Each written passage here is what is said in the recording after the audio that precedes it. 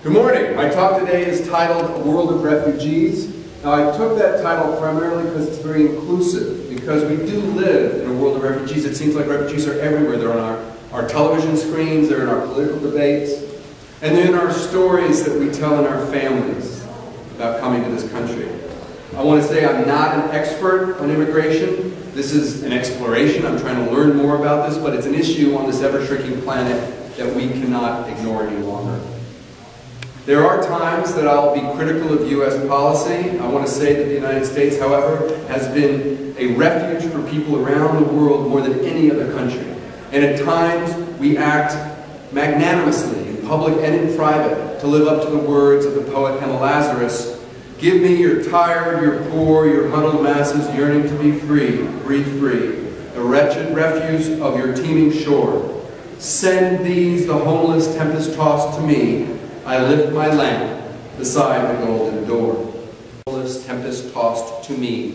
I lift my lamp beside the golden door.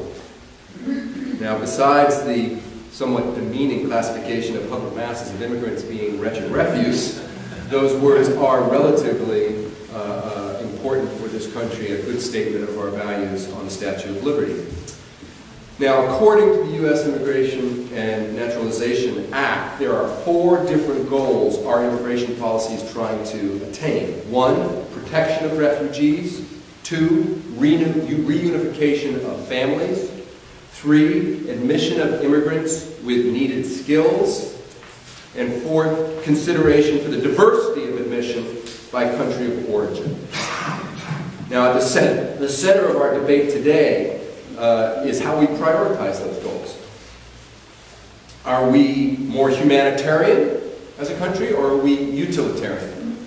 Is it more important how we protect refugees, or that we get into our country needed economic skills? Well, the bottom line is our motives are mixed, as all complicated issues involve mixed motives.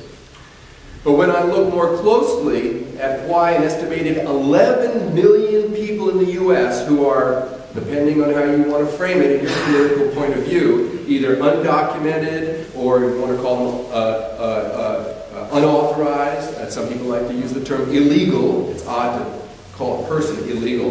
But one conclusion stands out about the people that are undocumented. That is, U.S. economic self-interest dominates U.S. refugee and immigration policy. U.S. officials and business executives and the rest of us, passive observers in this, are complicit in encouraging migrants to come to the United States when it serves us.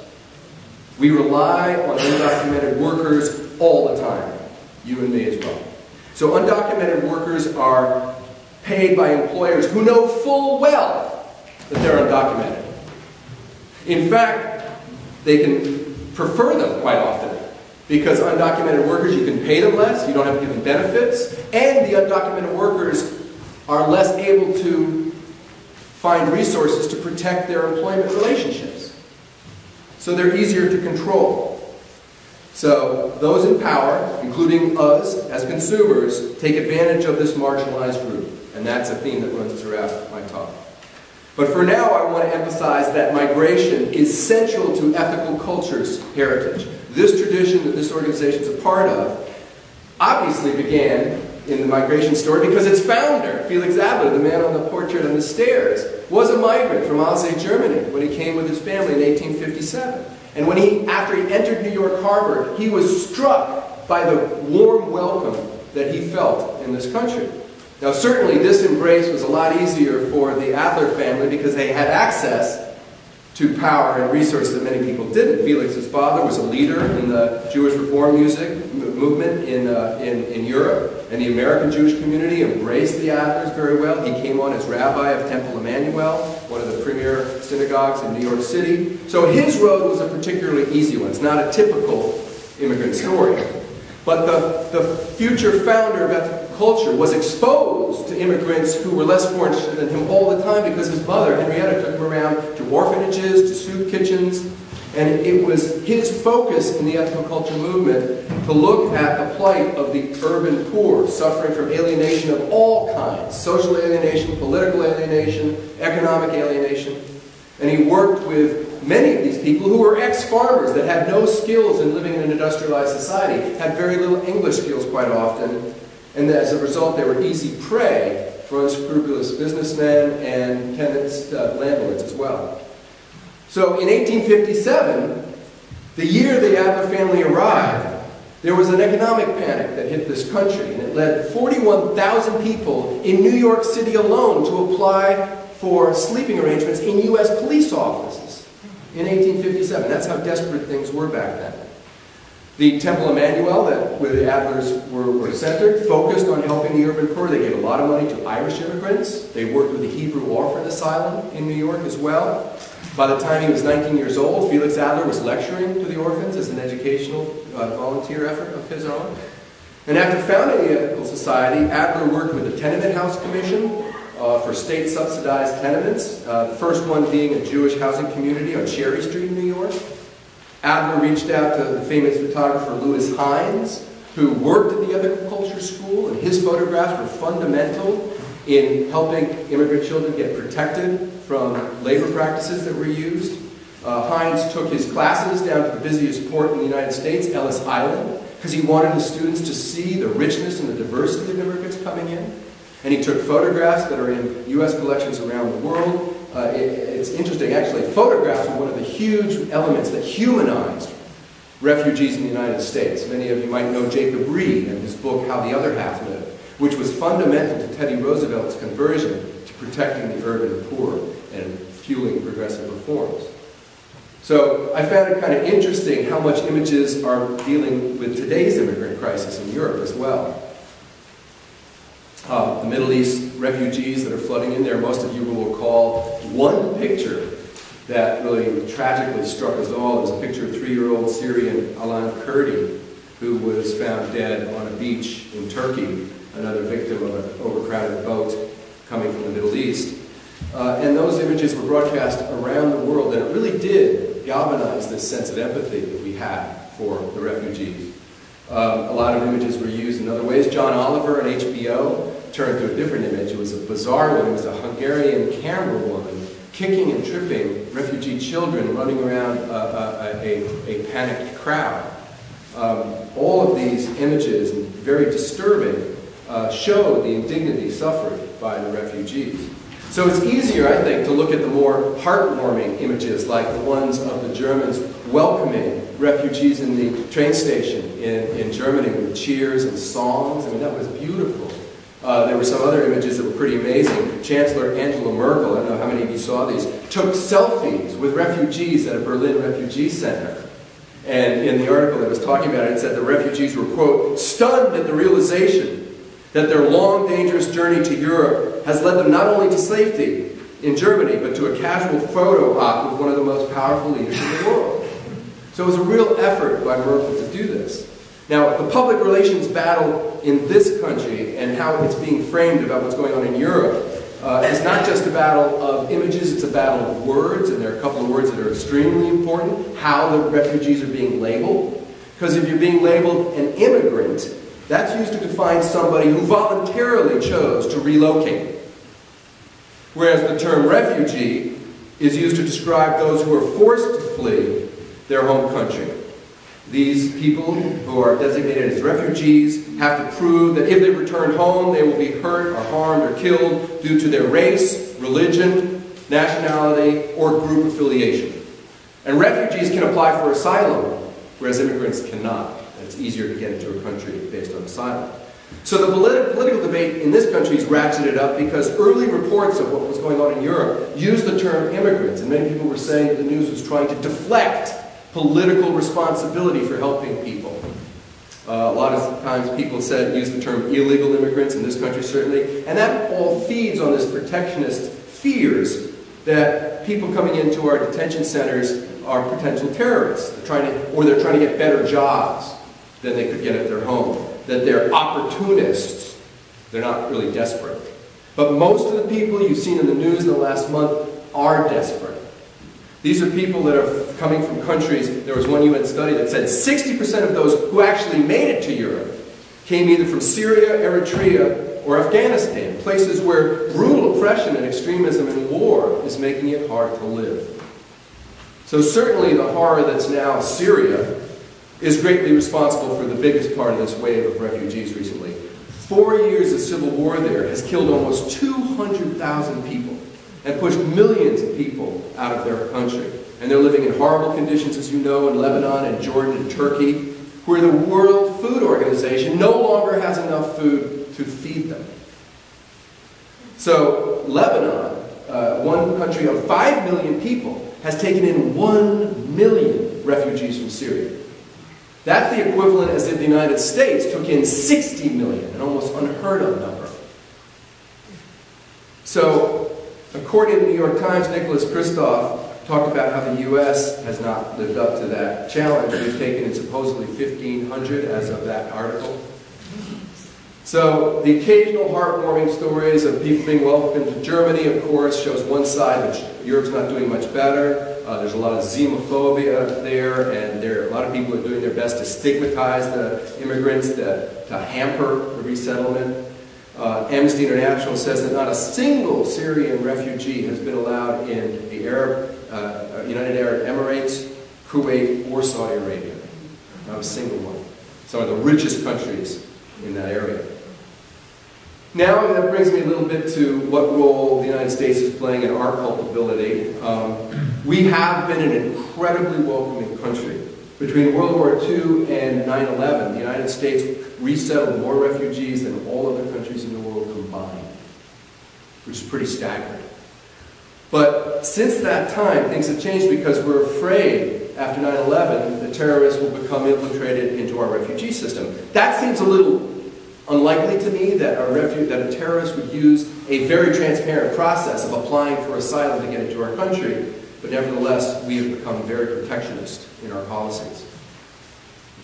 Now, in the case of the rise of ISIS, it's somewhat ironic because the U.S. is somewhat responsible for this terrorist organization. Kathleen Newland, again in this article, pointed out, I'm not an expert, but I've seen this in other places. The remnants of the Ba'athist Party that the United States, which was Saddam Hussein's regime, was closed out. They were not incorporated. They were not reorganized and channeled into positive things. And as a result, they were left to their own, and many of them have become the basis of the ISIS group. So, I know this is a different situation, but at the end of the Vietnam War, the United States took close to 1 million refugees from Southeast Asia into our country. And Newland suggests that maybe we should consider doing some of the same thing for people who have been driven out of their home in Syria or Iraq, greatly on U.S. watch. So that's something to consider. Now, for the rest of my talk, I want to talk about an area of the world that I know a little bit more about than the current refugee crisis, which is the Western Hemisphere. I can't offer a detailed history of U.S. effects on immigration policy in this Western Hemisphere, but I can say again, U.S. economic interests and global politics is the major player in determining our immigration policy, and it's not always a pretty story. Every country in this hemisphere has a different history, but one theme is common. U.S. economic interests usually are what determine who we protect politically and militarily. My wife served in Guatemala for a year, and I was there, and during that time I studied a lot about that one country. Over 50 years ago, we overthrew a leftist president, Arbenz, because he was trying to do something for the country's poor. He was supporting the same level of policies that FDR did during the New Deal. In fact, FDR was his hero. But because of business interests and our Cold War mentality, he was overthrown, and this led directly to 30 years of dictatorship in Guatemala that was absolutely brutal. Conservative efforts in those 36 years, I say that 20,000, primarily people who had been there before Columbus, were killed in 36 months. 200,000 people. Millions more tried to leave their homes and escape and find some sort of refuge, whether it was in Mexico, Honduras, or the United States. And our military support of similar oppressive regimes all through this hemisphere have led to one regime, one wave of refugees after another, over and over and over again. It happened in El Salvador, in Haiti, in Honduras, and the Dominican Republic. It's always the same story. And quite often it's backed by U.S. policy that's demanding single crop export economy so we get the best fruits and vegetables we can in our grocery stores. So we are involved in that. I am involved in that. New drug gangs now in Mexico are incredibly brutal, and that's the major reason why many people are leaving Mexico. Again, another example of U.S. demand affecting the refugee, because we are the buyers of these drugs. Professor Gutierrez at the University of California in San Diego pointed out also how war was a big part of refugees resettlement. I mean, you go way back to the Mexican-American War and the Treaty of Guadalajara. That led to the inclusion of almost 100,000 Mexicans, just like that, were suddenly U.S. citizens because they preferred to stay in their homes north of what was the new border between Mexico and the United States. Spanish-American War led to Puerto Rico instantly becoming in the United States. And the Puerto Ricans that were suddenly citizens of this country were given rights. And one of the rights was to migrate to the United States, which led to the fact that there are more Puerto Ricans in New York than there are in Puerto Rico today. And that's our military policy, our issues. And that was historically. A lot of the problem was because we also, after we took Puerto Rico under our wing, we instituted something called Operation Bootstraps, which was an attempt to industrialize Puerto Rico. And it pushed many farmers off their land. And so farmers without skills to live in an industrial society forced off their lands because we wanted to create this one-crop economy serving our tables were pushed into this country without the skills to survive here. So there's continued economic problems in Puerto Rico, 10 to 20% unemployment for a while. And generally, the result that we want cheap labor. I mean, you all know this. Everybody does. As early as the 1880s, Mexicans were brought into this country to work in agriculture and in mining and construction and railroads as well. And at the turn of the century, more Mexicans moved to Chicago and Gary, Indiana, and Detroit, all sort of industrial centers to get jobs there. Serious labor shortages arose in World War II, and that's when the Emergency Farm Labor Agreement was passed, known as the Bracero Program. Some of you know that. And the Bracero Program was something that brought in 70,000 Mexicans into this country during World War II. But afterwards, it was expanded to Honduras and other Caribbean countries, and that led in the 1950s to between 200 to 400,000 workers being brought in this year during those times, in that decade.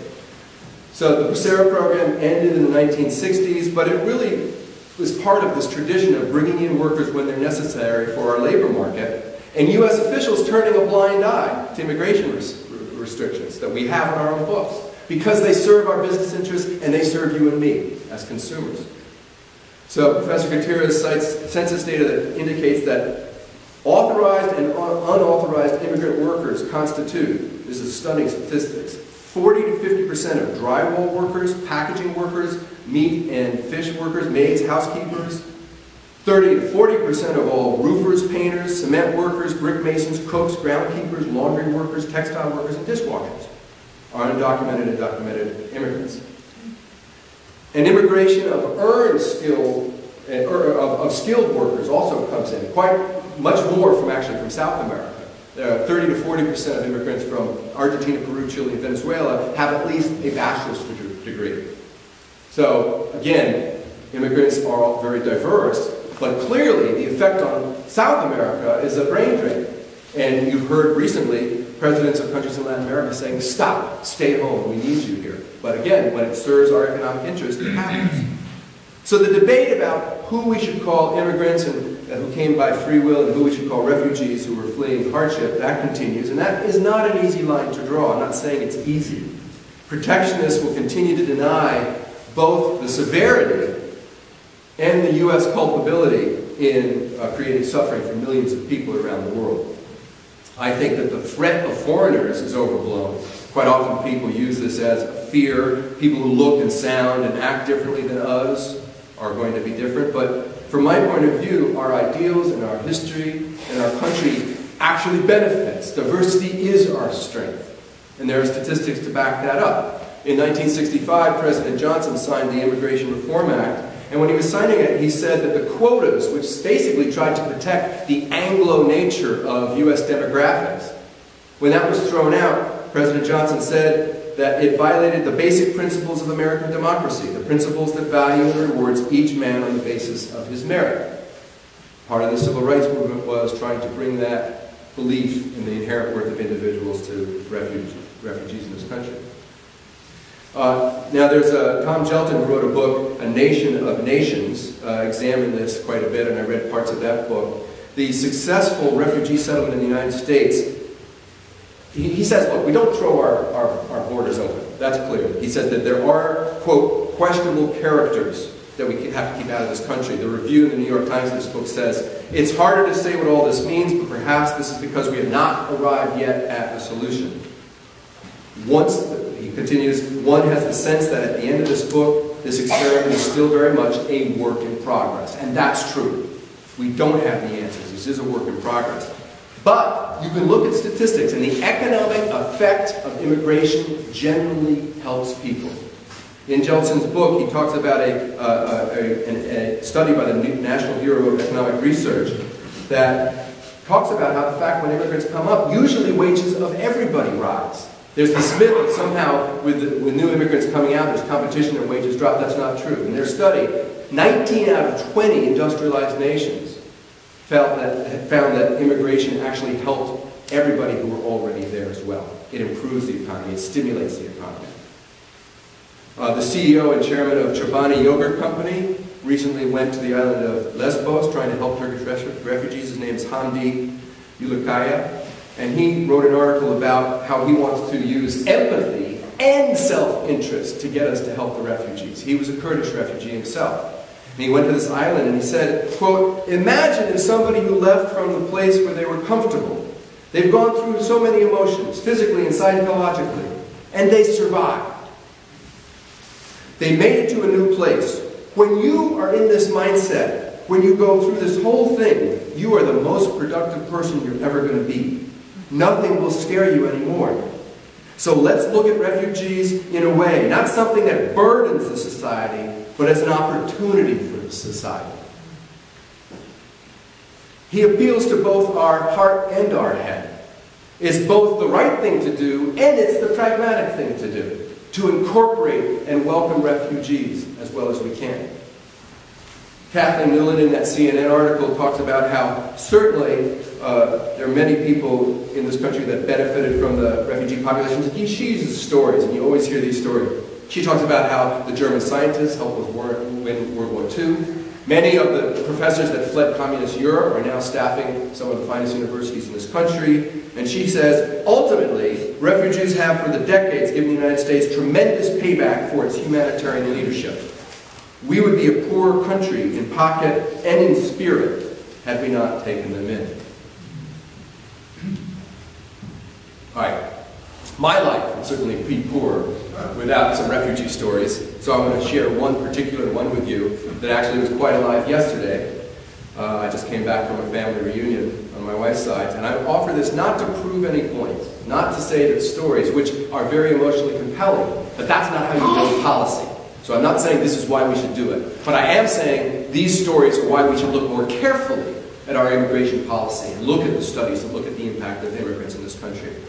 So this is a story about Jorge, later known as George, who was born in 1927, son of a prominent Nicaraguan judge. And back in those days, the Nicaraguan judicial system, the judges kept their own court records. That was the safest thing to do. So in these particular files of Jorge's father was one particular case in which an Anastasio Somoza Garcia was found guilty of forgery as a young man. Now Anastasio was the first of 3 Somoza dictators in Nicaragua that ruled from 1937 to 1980. As Anastasio was getting power in the 20s, he wanted to make sure his record was clean, so he wanted to get rid of all this information about him, about his criminal past. So he went to George and said, give me those records. George was a man of integrity. George's father refused to give them. And to protect his son George and another brother, he sent them away to Mexico to escape possible kidnapping that was used to use as leverage or other harm. He made a decision to maintain those court records, not knowing what was going to happen for the next 30 years with the dictatorship, to protect his own children, knowing that he might never see his children again. He saw George one time in his life, about 25 years after he went to Mexico. Now George got to Mexico at 10 years old, and he adapted. He did well in military school, and he found himself on a bus to New York City to take up a position as a resident in a hospital there. He ended up having to sleep in the storage closet at the hospital until he got enough money to get his own wage. And he, by most definitions, might say this is a refugee. He certainly had to leave Nicaragua to protect himself. He was under danger there. And maybe you want to say, well, he made a choice to came to the United States. Okay, perhaps that's true. Now, it was partially all started because the year of his birth, in 1927, that was the year of an incident that started the Somoza dictatorship. In 1927, Sandino sought to overthrow the oligarchy in Nicaragua and provide working wages for the poor. And the Nicaraguan National Guard, supported by the U.S., supported Somoza. And with that support, Somoza was able to take Sandino and actually, by tricking him, saying this was a peace talk, brought him into a conference room and had him killed. So Somoza, after he took power, when George was only 10 years old, ended up, the reason why George had to leave to go to Mexico, and he was spared the fate of two of his other brothers who died at the hand of the Somoza dictators, one in a Somoza prison who was disappeared. So you could call, again, as I said, coming to the United States a choice for George. With perseverance, he managed to become a model success story as a migrant to this country. After getting out of the storage closet, he got a place to live. He met his future wife, got married, became a well-known doctor, and he navigated the cultural prejudice of this country. He certainly was a success as chief anesthesiologist at George Washington University Hospital in Washington, D.C. But this story gets, I think, particularly interesting when you get to 1981, and the day Ronald Reagan was shot. When George heard the code blue, he went to the operating room, the emergency room, and he thought it was a normal day until he saw the swarms of Secret Service agents. And when he turned the corner and saw President Reagan on the gurney, he knew this was a different day. So George was part of the team that literally saved the president's life. He's another example of how immigrants contribute to this country. Now, it's a somewhat ironic case, in this case, because Dr. George Morales, who was forced from his home in large part because of U.S.-sponsored dictatorship, ended up saving the life of the U.S. president. The deeper irony is that it was a pro-business, anti-communist, and anti-populist government of the United States that facilitated Somoza's climb to power and led a pro-business, anti-communist president to be saved by this refugee from Nicaragua. The final irony, some of you know, is personal.